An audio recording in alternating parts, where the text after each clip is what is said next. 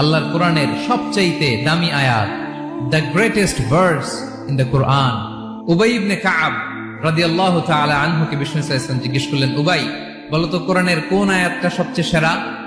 উবাই জানেন, তারপরে বললেন আল্লাহু ওয়া রাসূলুহু আ'লাম, আল্লাহ রাসূল ভালো জানেন। দেখেন কত বিনয়ী ছিলেন সাহাবারা, জেনেও উত্তর দিতে চাইতেন না, ভাবতেন না জানি বিষ্ণুনবী নতুন কিছু আমাদেরকে জানায়।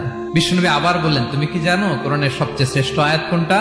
এবার উবাই ভাবলেন এবার আমি উত্তরটা দিয়েই দেই। তিনি বললেন আয়াতুল কুরসি, আল্লাহু লা ইলাহা ইল্লা হুয়াল হাইয়ুল কাইয়ুম, এটা শ্রেষ্ঠ আয়াত। বিষ্ণুনবী খুশি হয়ে উবাই ইবনে কাবের বুকে একটা চাপড় মারলেন, এরকম আদরের চাপড় দিয়ে বললেন, লিয়াহনিকাল ইলমু ইয়া আবুল মুনজির, হে আবুল মুনজির, জ্ঞান এবং প্রজ্ঞা তোমার জন্য মোবারক হোক, তুমি ঠিক বলেছো। সুবহানাল্লাহ পড়ে।